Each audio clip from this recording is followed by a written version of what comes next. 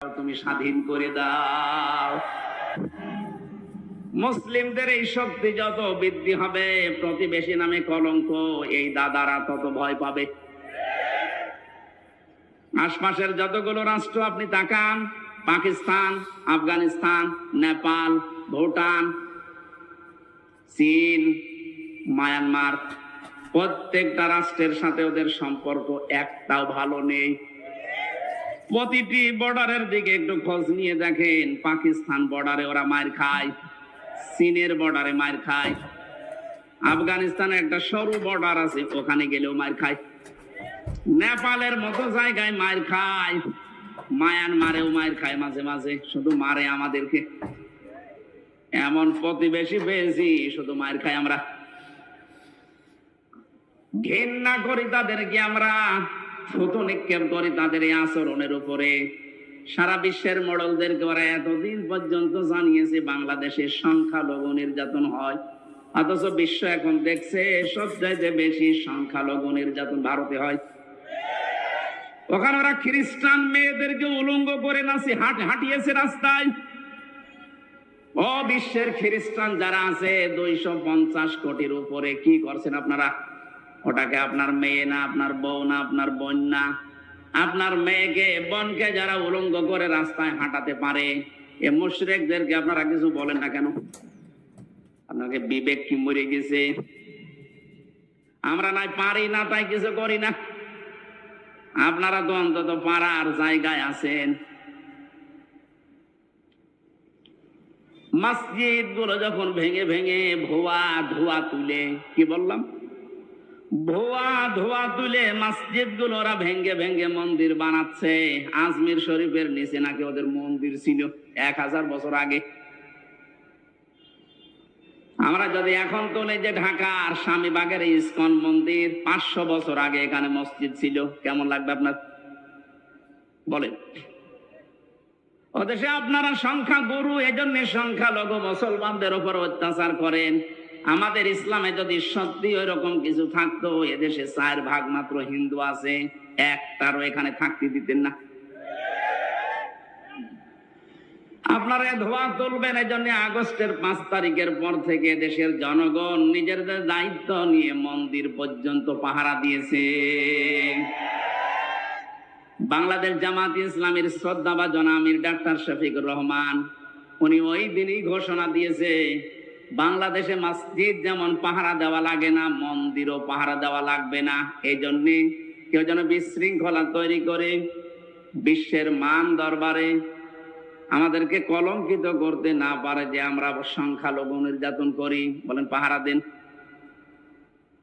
আপনারা কোন জায়গায় আঘাত করতে পারেন ওটা কোরআনে কারীম আমাদেরকে আগেই জানিয়ে দিয়েছেন। ওয়ালা তাসুবুল্লাযীনা ইয়াদউনা মিন দুনিল্লাহ।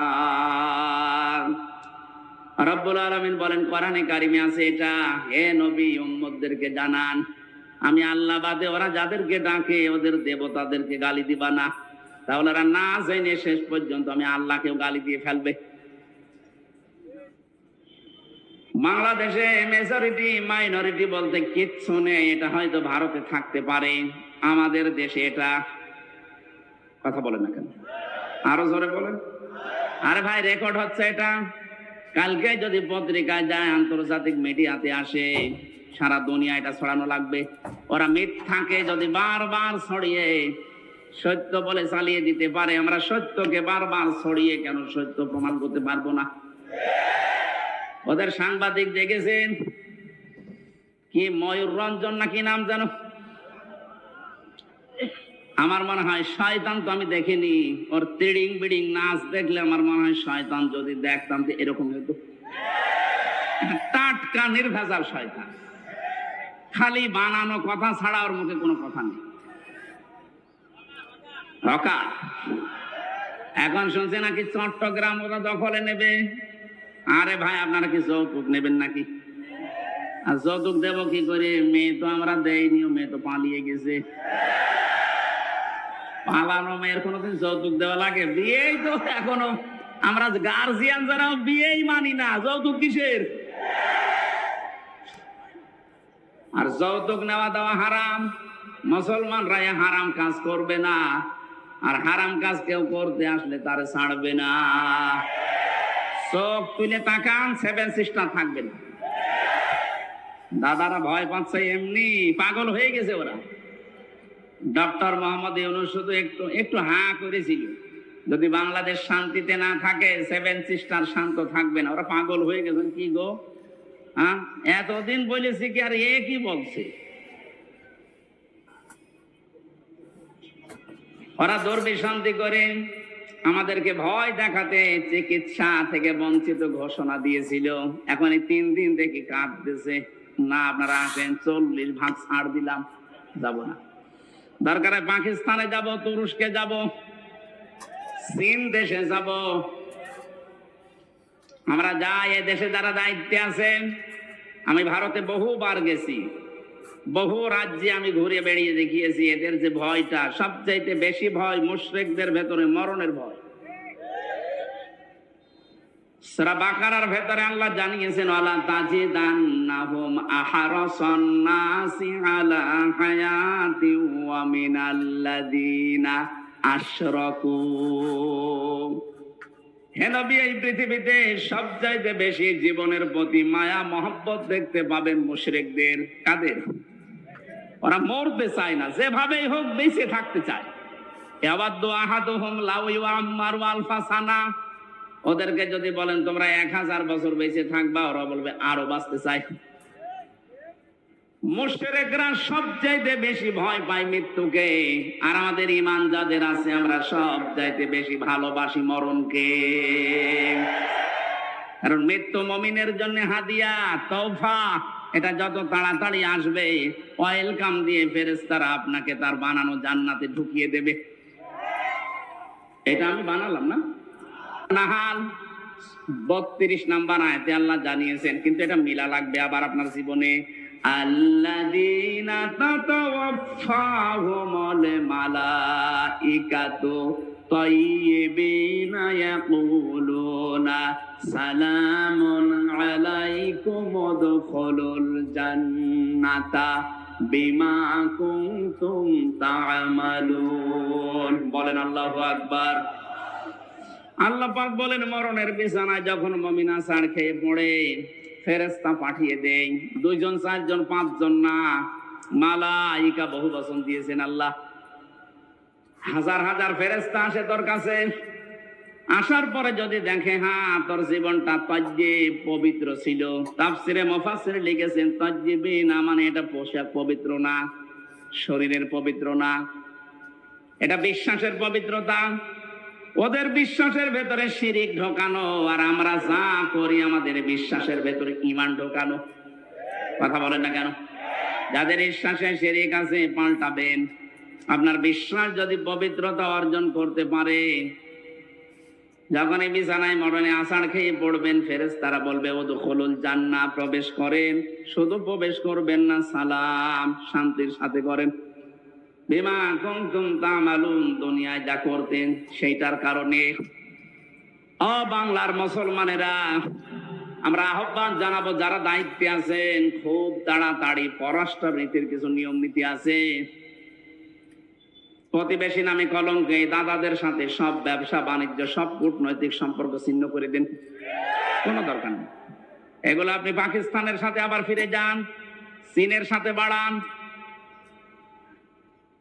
তুরস্কর সাথে বাড়ান। মুসলিম দেশ এখনো 57টা আছে, গতকালকে আর একটা হয়েছে 58টা। এতগুলো দেশের সাথে সম্পর্ক থাকলে এরা এমনিতে চিন্তায় মরে যাবে। আজকে দেখেন না, সকালবেলা সুর নরম হয়ে গেছে। আমরা যে সরকার আসে এখন দায়িত্বে, এই উপদেষ্টা মন্ডলের যারা দায়িত্বে আছে এদের সাথে শক্তভাবে মিলে কাজ করতে চায়। কেন? এতদিন যে বলতেন এরা অবৈধ, ঠেলায় পড়িস। এই কথা বলে না কেন? ঠেলায় পড়লেও বাঘেও ধান খায়, ও ধান খাবে এবার। আমি যে কথা বলতে পর্যন্ত এসেছিলাম, সম্মান মর্যাদা যদি সত্যি আমরা ফিরে পেয়ে, তো এলেম ছিল, মর্যাদা বাড়ে নাই। হ্যাঁ ঠিক আছে, আমি নাম নিয়ে বলছি, মাওলানা ফরিদউদ্দিন মাসুদ, মাওলানা রুহুল আমিন, এরা আলেম না? কথা বলে না কেন? আলেম ছিল, এদেরও মর্যাদা মানুষ দিত, কিন্তু দেখেন শুধু পাল্টিয়ে গেছে। সময়টা একটু পাল্টানোর কারণে সারা বাংলাদেশে যেখানে যাবেন এই দুইজনের নাম বলেন, আলেম নামে মানুষ আলেম বলে ঘৃণা করবে। এই ঘৃণাটা তৈরি করে দিল কে? কে? আল্লামা সাইদি রহমতুল্লাহ আলাইহি, উনিও তো আলেম ছিলেন। উনি দুনিয়ায় নেই, তারপরও সারা পৃথিবীতে তার নামে দোয়া হচ্ছে। আর এমন আলেম, ওনারা গেছে বাইতুল মুকাররমে জোর করে ইমামতি করার জন্য, জনগণ জুতা দিয়ে পিটিয়েছে। পরের দিন স্ট্যাটাস দিয়েছে যে জুতা মেরেছিল কিন্তু আমার গায়ে লাগেনি। আপনি কত অপমান হবেন? এই যে দারাজাত বহু বচন দিয়েছেন আল্লাহ, কেন জানেন? কারণ দিন যত যাবে, জ্ঞানের উপরে যারা আমল করে তাদের মর্যাদা আল্লাহ তত বাড়াবে। যারা যতটুকু জ্ঞান পেয়ে আমল করেছে, আপনি তাকান, তাদের মর্যাদা আল্লাহ বাড়িয়ে দিয়েছে। আল্লামা জনায়েদ বাবুনগরী রহমতুল্লাহ আলাইহি, তার নাম শুনলে মানুষ এখন দোয়া করে। আল্লামা শাহ আহমেদ শফি রহমতুল্লাহ আলাইহি, তার নাম শুনলে মানুষ দোয়া করে। আর এরা জীবিত থাকতে দোয়া তো দূরের কথা, জুতা খায়। এখানে জ্ঞান অনুযায়ী আপনাকে কাজ করা লাগবে। জ্ঞানের বাইরে যদি কাজ করেন, হয়তো ভয়ে অথবা বিভিন্ন স্বার্থের কারণে মানুষ আপনাকে সম্মান দেবে, দিন যত যাবে আপনাকে আল্লাহ পচাবে। কথা বলেন না কেন? পৃথিবীতে সবচাইতে বেশি জ্ঞানের উপরে আমল করেছিল, কাজ করেছিল কারা? নবীরা। কারা? এবার নবীদের দিকে তাকান, সূরা ইয়াসিন 30 নম্বর আয়াত। ইয়া হাসরাতান আলাল ইবাদ মা ইয়াতিহিম মির রাসূলিন ইল্লা কানু বিহি ইস্তাহজিউন। আমার বান্দাদের জন্য আমার আফসোস, আমার আক্ষেপ হয়, এমন কোন নবী রাসূল দুনিয়ায় পাঠালাম না যার সাথে সমসাময়িক ব্যক্তিরা, সমসাময়িক শাসকরা জুলুম, অত্যাচার, নির্যাতন, ঠাট্টা, বিদ্রুপ, উপহাস করে নাই। এ কথা বলছে কে? আরো জোরে বলেন। নবীদের চরিত্র খারাপ ছিল, মানুষকে কষ্ট দিত, কেন? তাদের উপর অত্যাচার। একটাই কারণ, আমি প্রত্যেকটা নবীর জীবনে অন্তত যতগুলো কোরআনে পেয়েছি, পড়ে দেখেছি, প্রতিটি নবীর জীবনে একই অবস্থা, কারণ তারা জ্ঞানের উপরে আমল করত। কথা বলে না কেন? জ্ঞানের উপরে আমল করতে গিয়ে অনেকের নাম পর্যন্ত তারা হারিয়ে ফেলেছে। হযরতে মুসা আলাইহিস সালাম, ইহুদিরা তার নামটা পর্যন্ত পরিবর্তন করে দিয়েছে জোসেফ। এখন তামাম দুনিয়ায় যারা ইহুদি আছে, মুসা নবীকে আর মুসা বলে না, বলে জোসেফ। কি বলে? খ্রিস্টানরা হযরতে ঈসার নাম পাল্টিয়ে দিয়েছে যিশু। 250 কোটির উপরে খ্রিস্টান তামাম দুনিয়ার 257টা রাষ্ট্রে কম বেশি আছে। আপনি যেখানেই যাবেন দেখবেন ঈসা নবীকে ওরা ডাকে, কিন্তু ঈসা আলাইহিস সালাম বলে না, ঈসা ইবনে মারইয়ামও বলে না, বলে যে যিশু। কি বলে? বলেন। আমাদের জাতির পিতা হযরতে ইব্রাহিম আলাইহিস সালামের নাম তারা পাল্টিয়ে দিয়েছে আব্রাহাম। হযরতে দাউদ আলাইহিস সালামের নাম তারা পাল্টিয়ে দিয়েছে ডেভিড। মুসলিম বিজ্ঞানী ছিল আল ক্যামি, তার নাম পরিবর্তন হয়ে গেছে কেমিস্ট্রি। নবীজির প্রিয় সাহাবী একজন হযরতে জাবির রাদিয়াল্লাহু তাআলা আনহু, তার নাম পাল্টিয়ে দিয়েছে আল জাবরা। এদেশে আল্লামা শফির নাম পাল্টিয়ে দিয়েছে তেতুল হুজুর। কথা বলে না কেন? শহীদ আল্লামা দেলাওয়ার হোসেন সাইদির নাম দিয়েছে দেল্লু শিকদার। আমি কি বানিয়ে বললাম? আমার নাম পাল্টিয়ে দিয়েছে পিসকে হুজুর। আমি কি পিসকে?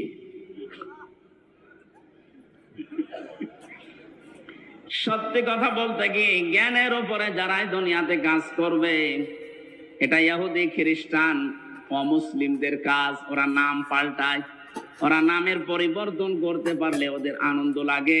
এই জন্য শহীদ আন্তর্জাতিক জিয়া বিমানবন্দরের নাম পাল্টিয়ে আলাদা করে দিয়েছে। কথা বলেন না কেন?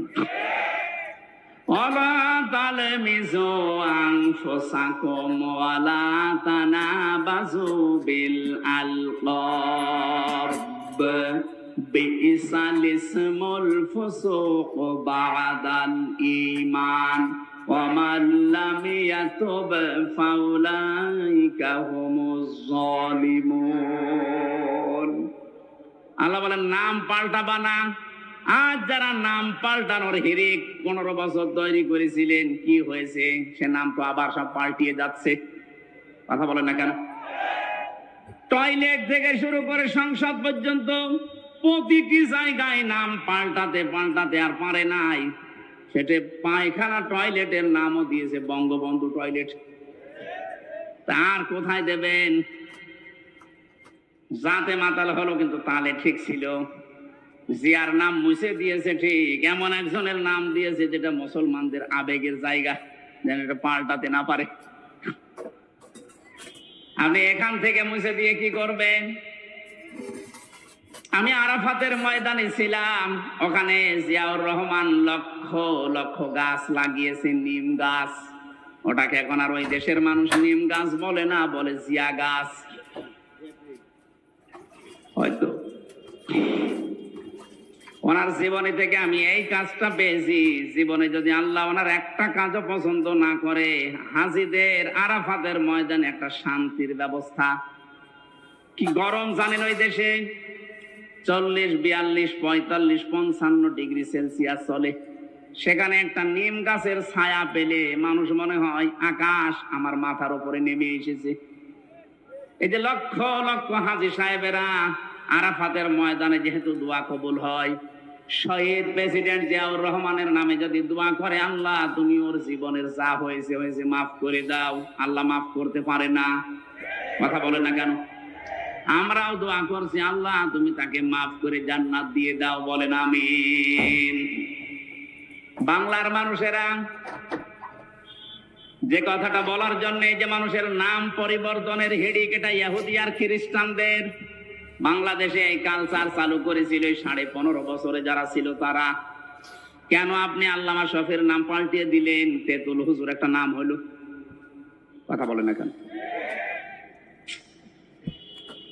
নাম পাল্টিয়ে পাল্টিয়ে যাদের বিচার করে করে আব্দুল কাদের মোল্লা নাম পাল্টিয়ে দিয়েছেন।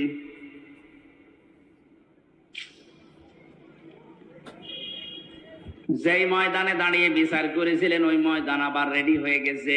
এতদিন যাদের বিচার করেছেন সোনা সাক্ষীর উপরে, এখন আপনার গণহত্যার জন্য বিচার হবে দেখা সাক্ষীতে। পৃথিবীতে যারা গণহত্যার সাথে জড়িত আমি তাদের জীবনী পড়ে দেখেছি। এত ঘৃণিত করে আল্লাহ দুনিয়ায় তাদেরকে রেখেছে। হিটলার, চেঙ্গিস খান, কথা বলছেন কেন? ওরা যদি গণহত্যার সাথে জড়িত হওয়ার কারণে ওদের আল্লাহ ঘৃণিত করে দেয়, নিন্দিত করে দেয়, এখন কি কেউ হিটলার ছেলের নাম রাখে? Genghis Khan? বলেন বলেন। আপনি যা করেছেন আপনার নাম সুন্দর হতে পারে, যোগের আবর্তনে, কালের আবর্তনে দেখবেন সময় একদিন আসবে আপনার নামটাই গণহত্যার কারণে চেঙ্গিস খানের মতো, হিটলারের মতো ঘৃণিত হয়ে যাবে। যাদেরকে আপনি করেছিলেন তাদের নাম তো ঘৃণিত হয়নি, এখন তাদের নাম শুনলে মানুষ রহমতুল্লাহ আলাই পড়ে। 50 বছর পার হোক, আমরা যেহেতু এখানে আর 100 বছর পরে কেউ থাকবো না, নতুন প্রজন্ম এই জমিন চাষ করবে, দেখবেন ওই জামানায় মানুষ এটাকে গালি হিসাবে ব্যবহার করবে চেঙ্গিস খানের মতো। কথা বলেন না কেন? কারণ যারা জুলুম করে সবচাইতে বেশি আল্লাহ পাক তাদের দিকে তাকিয়ে থাকেন। ওয়ালা তাহসাবান্নাল্লাযীনা তাহসাবান্নাল্লাহা গাফিলান আম্মা ইয়ামালুজ জালিমুন।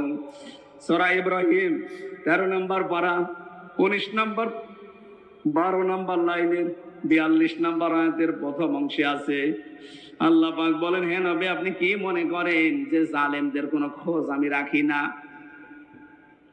সবচাইতে বেশি খোঁজ খবর রাখি আমি জালেমদের। কাদের?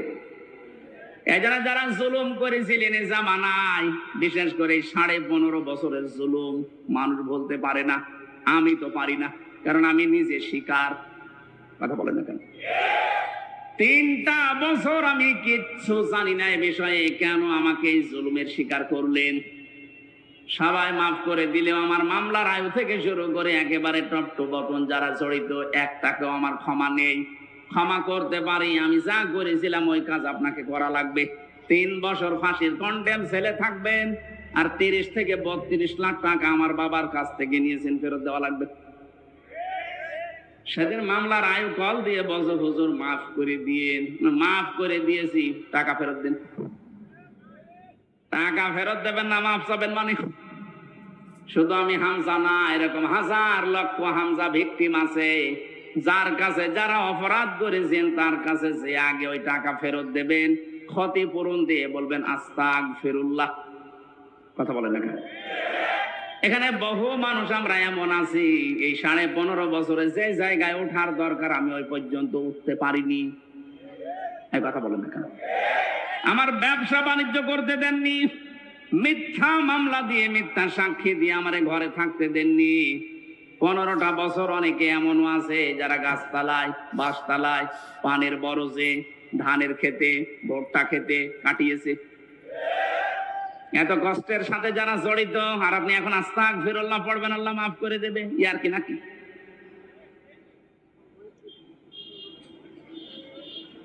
আমি শুধু শিক্ষা নেওয়ার জন্য 2-1টা জায়গা এগুলো বলেছি, যে আমাকে এই কষ্টটা দেওয়া হয়েছিল রিমান্ডে, মাটির নিচে নিয়ে, জেলখানার কন্ডেম ছেলে ফাঁসির। অনেক শয়তান এখন শুনছে, বলছে জেল খেটেছে তাই কি কথা বলা লাগবে? শয়তান তোমার যদি 10 দিন টাঙিয়ে রাখতো তখন বুঝতে। কত অসহায় থাকে ওখানে মানুষ জানেন আপনি?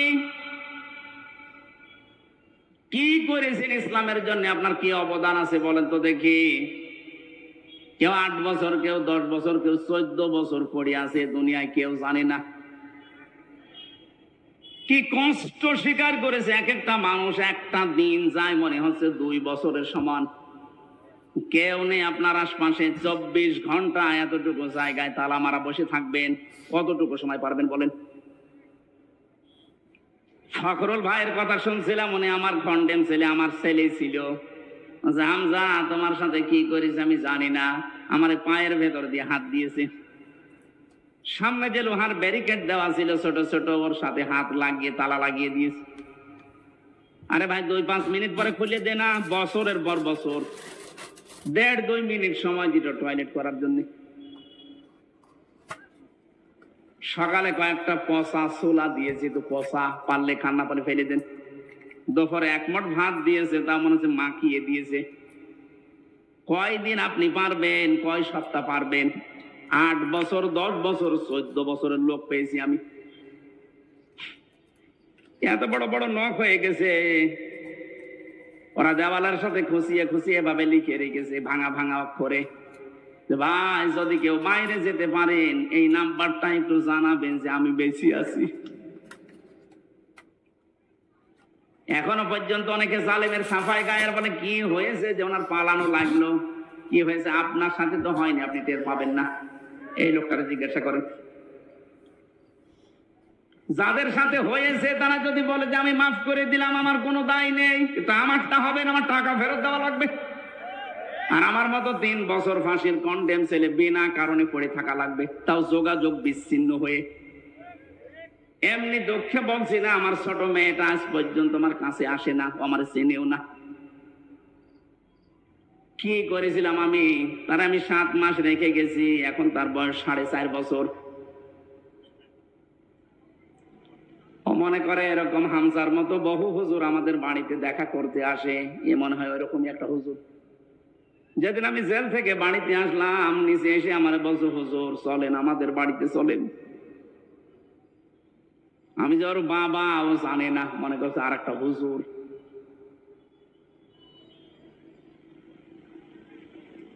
ফেসবুকে যারা উল্টা পাল্টা কথা ছড়ান আমার নামে, বাস্তবতা বুঝে ছড়াবেন। কি ঝড় গেছে আমার এই ছোট জীবনের ওপর, আপনি টের পাচ্ছেন? হ্যাঁ, আমি আল্লাহর জন্য সব সহ্য করেছি, মাফও করে দিয়েছি, কিন্তু আমার টাকার বিষয়টা আমি মাফ করবো না। টাকা আমার ফেরত দেওয়া লাগবে। না তো এটা আমার নিজের টাকা না, আমার বাবার টাকা।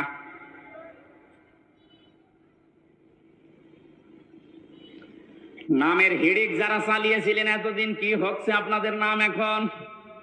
কি হয়েছে ওই জায়গাগুলোর নাম দেখেন। প্রত্যেকটা জায়গা থেকে জনগণ ওই সাইনবোর্ড লাগিয়ে টাঙিয়ে ফেলে দিয়ে জেলার নাম লিখে দিচ্ছে।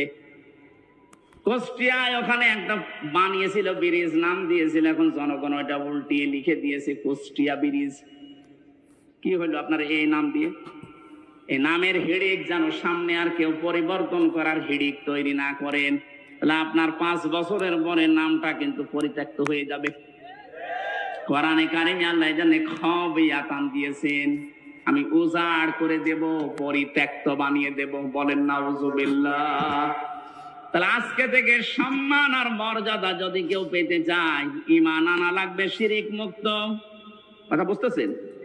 ঈমান আনা লাগবে শিরিক মুক্ত। প্রশ্ন আসতে পারে আমাদের শিরিক মুক্ত হইতো ঈমান না, আমাদের এরকম ঈমান আবু জাহেলের ছিল। কি বানিয়ে বলছি?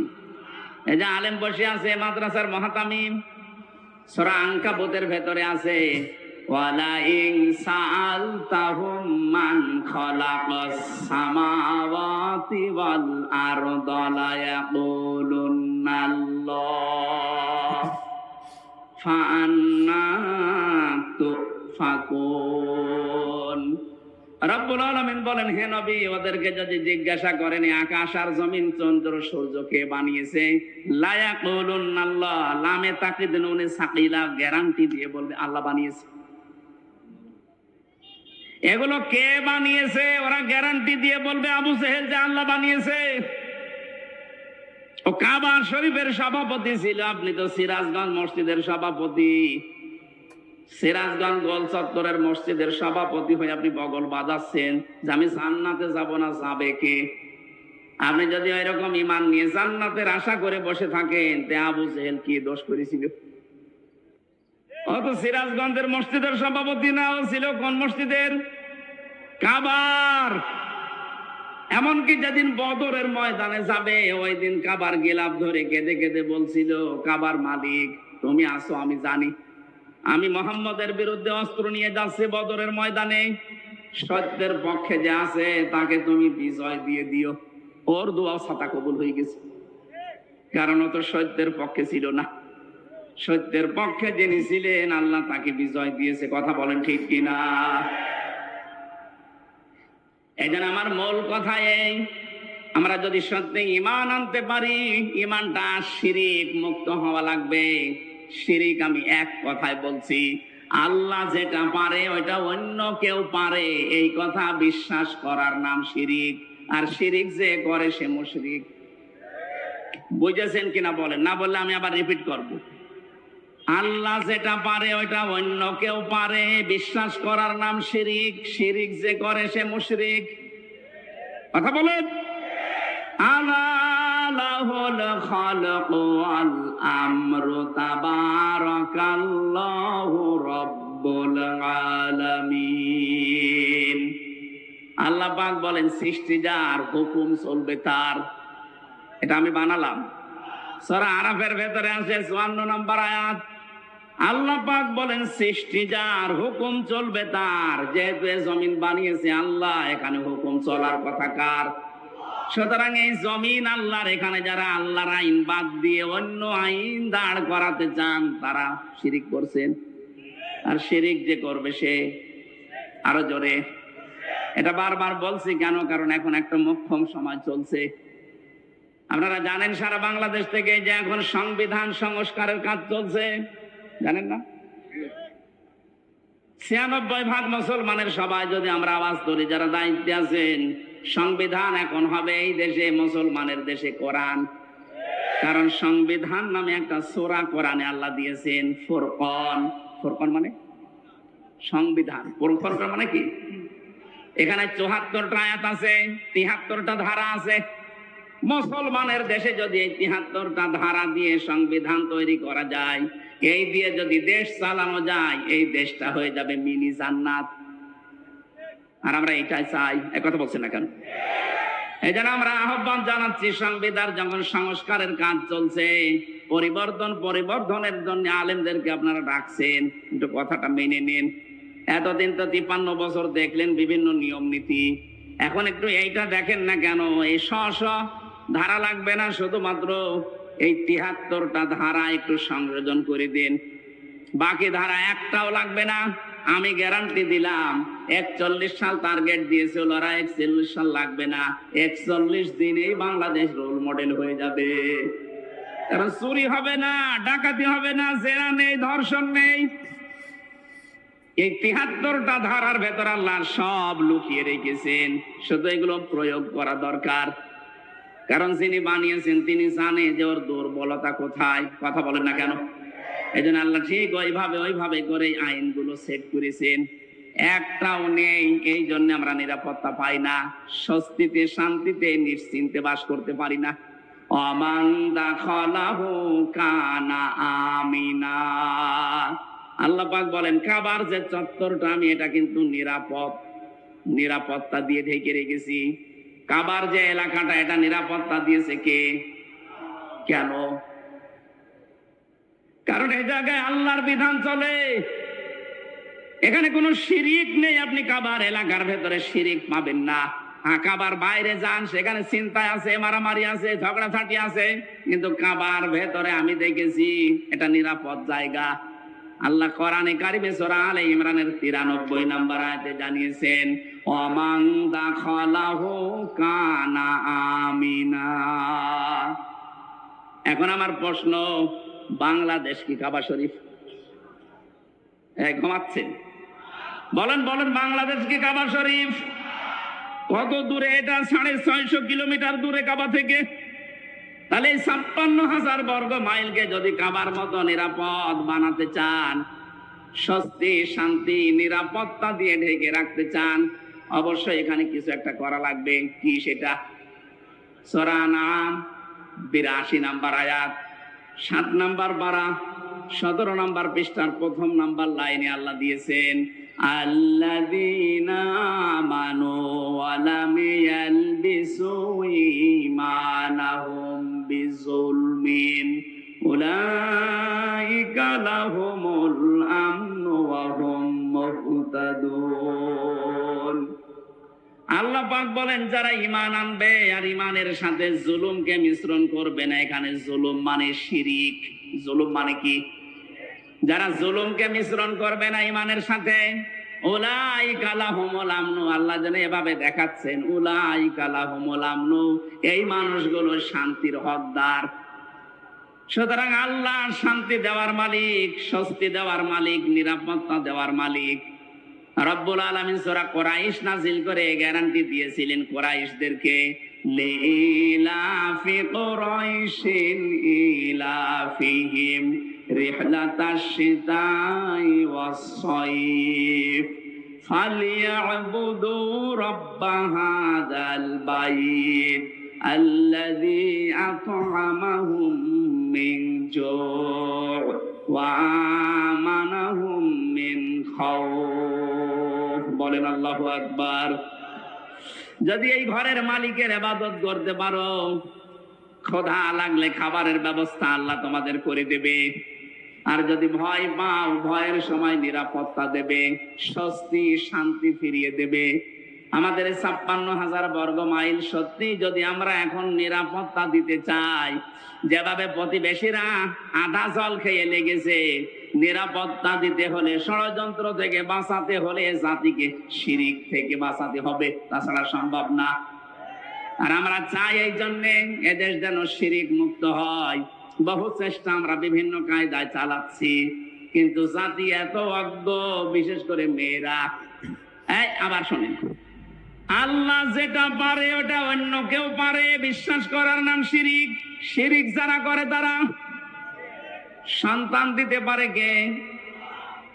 অন্য কেউ পারে। বিশ্বাস যারা করেন তারা কিন্তু শিরিক করছেন।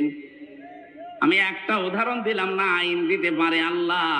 আল্লাহর আইন বাদ দিয়া যারা অন্য আইন এখানে জারি করার চেষ্টায় আছেন, আপনি নামাজ পড়লে, রোজা রাখলে, হজ করলে, যাকাত দিলেও আপনি মুশরিক। আশা করছি আপনি বুঝেছেন। এরপরও যদি কেউ না বোঝার ভান করে থাকেন, আপনাকে কোরআন শরীফ দিয়ে হবে না, বুখারী শরীফ দিয়ে হবে না, আপনার বাকারি শরীফ লাগবে। আল্লাহ আপনাকে বোঝার তৌফিক দিন, বলেন আমিন।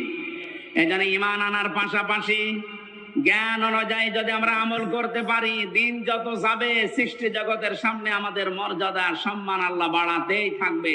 আল্লাহ যেন আমাদেরকে এটা দেখান, বলেন আমিন। কোরআনে কারীমের সূরা মুতাফফিফিন, এখান থেকে মাত্র ৩-৪টা আয়াত আমরা তেলাওয়াত করেছি তাফসীর আকারে। আপনারা সেই মাগরিব থেকে বসে আছেন তো আমি দেখতে পাচ্ছি, অনেকে উঠাউঠি করছে, একটা পেশাব পায়খানার ব্যাপার আছে, আবার অনেকের বিড়ির নেশা আছে। বিড়ি খাওয়ার যাদের নেশা আছে এই মানুষগুলো তো উঠবে, এদেরকে আপনি ওয়াজ করে ঠেকাতে পারবেন না। সুতরাং যাদের পেশাব পায়খানা বিড়ি খাওয়ার খুব নেশা লেগেছে, আপনি খেয়ে আবার চলে আসবেন। একেবারে চলে যেন না, খেয়ে আবার চলে আসবেন। আসবেন তো ইনশাআল্লাহ।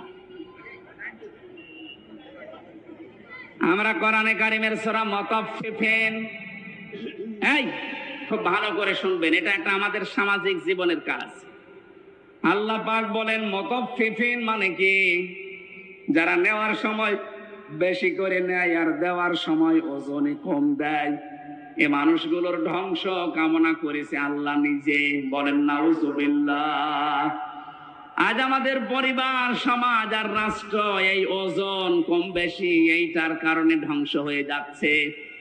আমি যেমন বিশ্ববিদ্যালয়ে দেখেছি অনেক স্যার যারা আছে, যারা ডক্টর, বিভিন্ন ভার্সিটি থেকে যারা ডক্টরেট করে আসে, আল আজহার থেকে, মদিনা থেকে, বিশ্বের বিভিন্ন জায়গা থেকে তারা জ্ঞান আহরণ করে আমাদেরকে যারা শিক্ষা দেয়, তারা কিন্তু নেওয়ার সময় বিভিন্ন জায়গা থেকে ভালোই নিয়েছিল, কিন্তু দেওয়ার সময় আর সঠিকভাবে দিতে চায় না। তখন বলে প্রাইভেট পড়া লাগবে, কোচিং করা লাগবে, বা উনি অন্য বিশ্ববিদ্যালয় প্রাইভেটে যে ক্লাস করায়।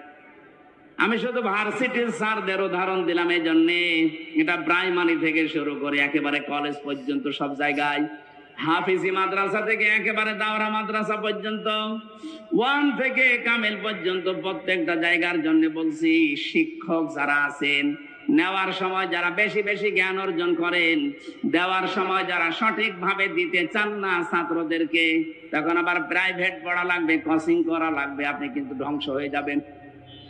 এক কথা বলছেন, আল্লাহ সূরার শুরুতে এইটাই জানিয়েছেন, ওয়াইলুল লিল মুতাফফিফিন আল্লাযীনা ইযা তালু আলান নাসি ইস্তাওফুন। ধ্বংস হয়ে যাক ওই মানুষগুলো যারা নেওয়ার সময় বেশি নেয়, দেওয়ার সময় কম দেয়। আর সারাটা জীবন আমরা এই লাইনে আছি, নেওয়ার সময় কিন্তু এলেম, নেওয়ার সময় জ্ঞান বিভিন্ন জায়গা থেকে যেভাবে সংগ্রহ করি, কিন্তু ওইটা যখন বিলোপন করার সময় হয়, ডেলিভারি দেওয়ার সময় হয়, এটা তখন আর সঠিকভাবে আমরা দিতে চাই না, বিভিন্ন ক্রস কারণ দেখিয়ে আমাদেরকে আল্লাহ ধ্বংস করে দেবেন। অনেকেই মনে করি যে এটা শুধু দোকানদারদের জন্য, তারা ওজনে কম বেশি করে না, এটা সবার জন্য প্রযোজ্য। হযরতে শুআয়ব আলাইহিস সালামের জামানায় তার জাতিকে আল্লাহ যে 2টা কারণে ধ্বংস করেছিলেন, তার 1 নম্বরে তারা ওজনে কম বেশি করত। আজ উম্মতে মুহাম্মদী আমরা দাবি করে হাজারো মানুষ এখানে আছি যারা খাদ্যে ভেজাল দেয়, খাদ্যের ভেতরে বিভিন্ন বিষ মিশিয়ে দেয়। এই কথা বলেন না কেন? এই যে ফরমালিন যারা দেন, এইটা খেয়ে যদি কোনো মানুষ অসুস্থ হয়, তার বিভিন্ন শরীরের অর্গানগুলো নষ্ট হয়ে যায়, লোকটা যদি মৃত্যুর কোলে ঢলে পড়ে। আপনি তো ফলের ভেতরে, সবজির ভেতরে, খাদ্যের ভেতরে ফরমালিন দিয়েছিলেন, বিষ দিয়েছিলেন, ঔষধ দিয়েছিলেন, কিন্তু কিয়ামতে আপনি যখন উঠবেন তখন মানুষ হত্যাকারীর তালিকায় উঠবেন। আমি তো আয়াত পড়ার পরে দেখতে পাই বাংলাদেশে বহু মানুষ হত্যাকারীর তালিকায় কিয়ামতে উঠবে। কথা বলেন ঠিক কিনা? এজন্য খুব সাবধান, এই জায়গায় কোনো খাদ্যে ভেজাল দেবেন না। খাদ্যের কৃত্রিম, এই যে বিভিন্ন মানুষ টাকা পয়সার জন্য এগুলো সংকট তৈরি করেন, আপনি যে কত বড় অপরাধী আল্লাহর কাছে আপনি টের পাচ্ছেন না। যারা খাদ্যের কৃত্রিম সংকট তৈরি করে মানুষকে কষ্টে ফেলে রাখেন, আল্লাহ পাক বলেন যখন মানুষ খাবার থাকার পরেও সংকট তৈরি করে, তখন আমার আরশ কেঁপে যায়। কারণ পৃথিবীতে সবচেয়ে বেশি আদর আর মহব্বত করে বানিয়েছিলাম আমার বান্দাকে। এই বান্দা বান্দীদেরকে যারা জিনিস থাকার পরও কষ্ট দেয়, অতীতে উনি যদি এই গ্রামে ঘুরে আসে 200 বছর পর, তখন তো এখানে আর আমরা একজনও থাকবো না। কি 200 বছর পরে ওনাকে আল্লাহ যদি আবার বাঁচিয়ে বলে যা দুনিয়া দেখে আয়, উনি এসে যদি এই সিরাজগঞ্জের এই বেলকুচিতে ওনার বাড়িতে এসে বলে 2 তলা বিল্ডিং আমার, ওই সময় যারা এখানে বসবাস করবে ওনারে ঘাড়ে ধাক্কা দিয়ে বের করে দেবে। কে আপনি? আমি কি বেশি বলছি? আপনি ফিরে এসে দেখেন, শুধুমাত্র আপনাকে পরিচয় দিতে গেলেই মারবে, বলবে আপনার থাকার জায়গা নেই, এই জন্য এরকম ভণ্ডামি করছেন। গ্রামে মসজিদ আছে, ওখানে বারান্দায় রাতটা থাকেন, সকালে ফোটেন, এইটা বলবে আপনার নিজের পরবর্তী প্রজন্ম। আরে ভাই, আমার 3 পুরুষের পরে আমি আর চিনি না। আমার বাবা রিয়াজউদ্দিন, তার বাবা জাহান আলী, তার বাবা নমাজউদ্দিন, এরপরে আমি আর চিনি না। সত্যি কথা বলছি, আমি চিনি না। কারণ এরপরে যে কারা আছে, ওকে হিন্দু না মুসলমান তাও জানি না। খুব বেশি হলো না 100 বছর হবে। আমার বাবার বাবার বাবা 3 পুরুষ, এরপরে আমি আর চিনি না। এখন ওই নমাজ আলী সর্দারের যিনি ছিল বাবা, কে আমি তো জানি না। উনি যদি এখন এসে কুষ্টিয়ায় বলে যে এই ভিটা আমার, এই বাড়ি আমি বানিয়েছিলাম, আমি জমি জায়গা আমার করা, ওর দাঁত খুলে ফেলবো না। ভান্ডামি করা জায়গা পান না। কে আপনি? যদি বলে আমি নমাজ আলীর বাবা, নমাজ আলী তো চিনি না।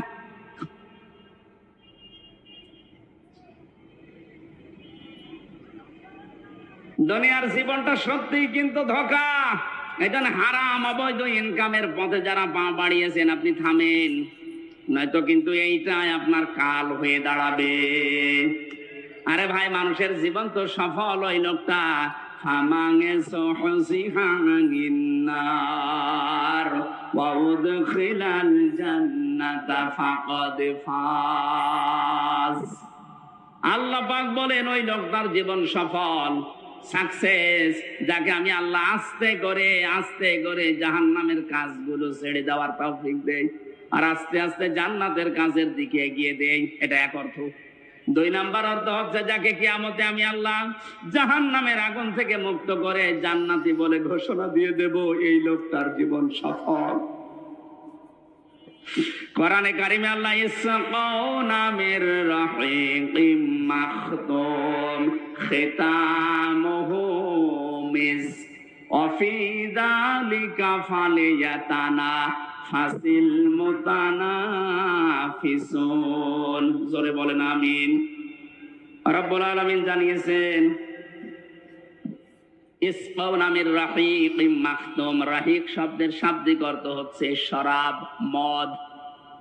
আল্লাহ পাক এমন মদ তোমাদেরকে পান করাবেন, এমন শরাব, এই মদের বর্ণনা আল্লাহ দিয়েছেন খিতামুহু মিসকন, মিস্ক আম্বর দিয়ে যার মুখটা আটকানো থাকবে। আজ পর্যন্ত ওই মদের বোতল কেউ খোলে নাই। মদের বোতল এমনিতেই গন্ধ হয়ে যায় যদি আটকিয়ে রাখেন কোনো জিনিস, এটা পৃথিবীর নিয়ম। পৃথিবীর কোন জিনিস যদি কেউ এক জায়গায় রেখে দেয়, যত দামি জিনিস হোক, ওটা নষ্ট হয়ে যাবে। আপনি পানি এক জায়গায় রেখে দেন, দেখেন গন্ধ হবে, পোকামাকড় তৈরি হবে, দুর্গন্ধ বের হবে। কথা বলছে না কেন? পছন্দ ধরে যাবে। লোহা লক্কড় এক জায়গায় রেখে দেন, দেখেন জং ধরবে, মরিচা পড়বে, আস্তে আস্তে নষ্ট হয়ে যাবে। পৃথিবীর নিয়মই এইটা, কোন জিনিস এক জায়গায় রাখলে ঠিক থাকে না, আর মুখ আটকালে তো ওটা আগে নষ্ট হয়ে যায়। আল্লাহ পাক বলেন একটা মেয়াদ আছে, এরপরে ওটা ঠিক থাকে না। সে বোতল জাত বলেন আর যাই বলেন, আল্লাহ বলেন আমি এমন মাখতুম দিয়েছি, খিতামুহু মিস্ক, এটা আমি মেশকে আম্বর দিয়ে মুখটা আটকিয়ে দিয়েছি। অফি যালিকা ফালিয়াতানাফাসিল মুতানাফিসুন। এই মদ যারা খাবে, দিন যত যাবে তাদের চেহারা পাল্টাতে থাকবে, তারা মাতাল হবে না, কোনোদিন হুঁশহারা হবে না। সুতরাং এই জান্নাত পাওয়ার জন্য যারা প্রতিযোগী আছে তাদের প্রতিযোগিতা করা উচিত। কে বলছেন? সুতরাং আমাদের এই দশর দুনিয়ায়, এই নশ্বর পৃথিবীতে আমরা যদি বুদ্ধিমান হয়ে থাকি, আমাদের ওই বানানো আল্লাহর যে বাগান জান্নাত, যেটাতে মদ আল্লাহ রেখে দিয়েছেন মুখ ঢেকে, ওইটা পাওয়ার জন্য প্রতিযোগিতা করা দরকার। মিজাজুহু ওয়া মিজাজুহু মিন তাসনিম। আল্লাহ পাক বলেন আমি তাসনিম রেখেছি। আমি আজকে তাসনিমের ব্যাখ্যাটা পেয়েছিলাম। তাসনিম মানে আমরা মনে করি এটার ব্যাখ্যায়, তাসনিমের ব্যাখ্যায় আছে সব চাইতে উত্তম এবং সুন্দর পানি। বিশ্বের ভেতরে এখন একজনের নাম আপনারা শোনেন, এই যে নীতা আম্বানি, ভারতে বাড়ি। এই মেয়েটা যে পানি খায়, এ পানির নাম অ্যাকোয়া ডি ক্রিস্টোলা। এক এক বোতল 750 গ্রামের বোতলের দাম বাংলাদেশের টাকায় 51 লাখ টাকা। এক বোতল পানি মাত্র 750 গ্রাম, 51 লাখ টাকা দিয়ে এক বোতল পানি খায়। এরকম যদি 10 বোতল পানি রাত দিন মিলে লাগে, হিসাব করে তো কত টাকা আসে। 5 গ্রাম স্বর্ণের স্বর্ণ পোড়ানো যেটা আছে পানি, ওই যে ছাই আছে স্বর্ণ পোড়ানো, ওইটা ওর ভেতরে দেওয়াটা স্বাস্থ্যের জন্য নাকি ভালো। আল্লাহ পাক বলেন জান্নাতের যে মিজাজুহু তাসনিম, এটা যদি মানুষের ভেতরে যায়, দিন যত যাবে তার চেহারা তত গ্লেজ দেবে। জানেন নীতা আম্বানির বয়স অনেক, 60 বছরের উপরে, কিন্তু মনে হচ্ছে 30 বছর বয়স। আমার মনে হয় মিডিয়া যারা আছে, নীতা আম্বানির নাম শুনে রসপিকার মতো আবার আমার কোন তাল লাগায় আল্লাহ জানে, এরা খালি প্যাচ লাগানোর ধান্দায় আছে। আমি তো একটা উদাহরণ দিলাম তাসনিম দিয়ে। এত উত্তম পানি আল্লাহ আমাদের জন্য ব্যবস্থা করে রেখেছেন। আইনাই ইয়াশরাবু বিহাল মুকাররাবুন, যারা আল্লাহর সান্নিধ্য প্রাপ্ত বান্দা হবে তাদেরকে আল্লাহ আইনুন মানে ঝর্ণা, এখান থেকে পান করাবে। জোরে বলেন আমিন। আমাদের ওই যোগ্যতা আছে কিনা আপনি নিজেই বুঝতে পারছেন, আপনি ওই জায়গায় যেতে পারবেন কিনা। এই জন্য হওয়া হারাম, অবৈধ, নেওয়ার সময় বেশি বেশি নেওয়া, দেওয়ার সময় কম কম দেওয়া, এই সমস্ত কাজ কারবার ছেড়ে দেওয়া লাগবে। খাদ্যে ভেজাল দেওয়া, ওজনে কম বেশি করা, মানুষকে ঠকানো, এগুলো সব মনে করবেন আমার নিজের জন্য ঠকছি আমি। একজনকে ঠকানো মানে আমি আগে নিজে ঠকলাম, কারণ কিয়ামতে এই ঠকা জিনিস আগে তাকে দেওয়া লাগবে। দুনিয়ায় কাউকে যদি কেউ ঠকান, আগে দুনিয়ার ময়দানে না, কিয়ামতে যখন আল্লাহ বিচার করবে, ওইটা আগে তাকে ফেরত দেওয়া লাগবে। কি দিয়ে দেবেন? দুনিয়ায় যে কয়টা ভালো কাজ করেছিলেন নেকির কাজ দিয়ে দেওয়া লাগবে। এজন্য সবচাইতে বড় আহাম্মক ওই লোকটা, যে লোকটা মানুষের ক্ষতি করে আনন্দ পায়, অথচ এইটার দ্বারা তার নিজের ক্ষতি হয়। আল্লাহ তুমি আমাদেরকে সহজ ভাবে এটা বোঝার তৌফিক দেন, বলেন আমিন। আপনার দ্বারা যদি কারো উপকার নাও হয়, দুনিয়ায় যেন কারো ক্ষতি করবেন না, কারণ ক্ষতি করা মানে নিজের পায়ে কোড়াল মারা। হযরতে হাসান বসরি রাহমাতুল্লাহ আলাইহি, উনি একজনের কাছে ফলের ঝুড়ি সাজিয়ে সাজিয়ে পাঠিয়ে দিলেন। লোকটা ফলের ঝুড়ি জিজ্ঞাসা করছে কে পাঠিয়েছে, বলে হাসান বসরি। জিজ্ঞাসা করে কেন? আমি তো তার নামে বদনাম করলাম আর সে আমার জন্য ফলের ঝুড়ি পাঠিয়েছে। ডাক দিয়ে বলে আল্লাহর বান্দা, সে খুব ভালো করে জানে আপনি যে বদনাম করলেন ওই দোষ সে করে নাই। যে দোষ লোকটা করে নাই, ওই দোষের বদনাম যদি তার নামে কেউ দেয়, অমাইয়া কিসেবে খতিয়াতান আও ইসমান সুম্মা ইয়ারমি বিহি বারিয়ান ফাকাদ হিতামালা বুহতানা ওয়া ইসমান মুবিনা। সূরা নিসা 112 নম্বর আয়াতে আল্লাহ জানিয়েছেন, পৃথিবীতে এমন অনেক আহাম্মক মার্কা মানুষ আছে, নিজে অন্যায় করে, নিজে দোষ করে, অপরাধ করে, আর এটা একটা নির্দোষ ভালো মানুষের মাথার উপরে চাপিয়ে নিজে ভালো সাজে। এ যেন প্রকাশ্য পাপের বোঝা বহন করে নিয়ে বেড়াচ্ছে। এটা যদি সত্যি আল্লাহ আজকে আমাদেরকে দেখাতো, এদেশে বহু মানুষ রাস্তায় বের হতে পারতো না। হযরত আদম আলাইহিস সালামের সন্তানদেরকে আল্লাহ যে শরীয়ত দিয়েছিলেন, ওইটা যদি এখন থাকতো, বহু আল্লাহর ওলি মার্কা মানুষ ধরা খেয়ে যেত। ওই জামানার শরীয়ত ছেলেকেও যদি কোরবানি দিত, তাহলে চাটিয়াল ময়দানে রেখে আসা লাগতো। যার টাকা হালাল, আকাশ থেকে আগুনের ঝলক এসে ওটা পুড়িয়ে ফেলতো। আমার মনে হয় ওই শরীয়ত যদি এখন থাকতো, কত হাসির কোরবানি যে চাটিয়াল ময়দানে পড়ে থাকতো, মানুষ বুঝতো যে সুদের টাকা, ঘুষের টাকা। কথা বলে না কেন? নাকি এলাকায় সুদ বন্ধ হয়ে গেছে? এই যে যারা টাকা ছেড়ে রাখেন, মাসে মাসে টাকা আসে, 1000 দিলে 100 টাকা করে বেশি দেয়, এটা এলাকায় নেই? এটা মায়ের সাথে জেনা করার গুনাহ হচ্ছে। কে হুজুর বলেন আপনাদের? কেন ওনার কথা মানা যায় না? কিয়ামতে যেদিন ধরা খাবেন বলবেন আল্লাহ আমাদের কাছে কেউ আসেনি, ওই লোকটা দাঁড়াবে তখন, ও ডাক দিয়ে বলবে সুদ ওরা খেয়েছে, আমি নিষেধ করার পরও ওরা শোনে নাই। এই জন্য যারা এই কাজ করছেন, যেহেতু এতদিন না জেনে হয়তো খেয়েছেন, এখন থেকে ছেড়ে দেওয়া লাগবে। মায়ের সাথে জেনা করার এই গুনাহ আজকে থেকে আর করা যাবে না, বন্ধ হওয়া লাগবে। যারা টাকা ছেড়ে রেখেছেন, টাকা আসে, এই ব্যবসা কারা কারা বন্ধ করবেন? হাত তোলেন। ও এলাকায় আছে, হালকা পাতলা আছে, বেশি না, ঠিক আছে, আপনারা চালান।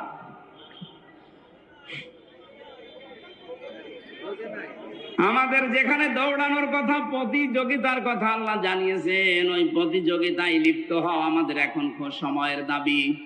যাই আছে জমিন ঠিক থাকবে ভাবে আপনি আর আমি 100 বছর পরে আর কেউ থাকবো না। সুতরাং সেটা আল্লাহ বানিয়েছেন, ওই জমিনের দিকে আপনি দৌড়াবেন, তার নাম বাগান, জান্নাত। রব্বুল আলামিন বলেন ওই জান্নাতের দিকে দৌড়াও। ওয়াসারিউ ইলা মাগফিরাতিম মির রাব্বিকুম ওয়া জান্নাতিন আরদুহাস সামাওয়াতু ওয়াল আরদ উইদ্দাত লিল মুত্তাকিন। আল্লাহ আমাদেরকে আয়াতগুলো প্র্যাকটিক্যাল লাইফে মেনে চলার তৌফিক দিন, বলেন আমিন।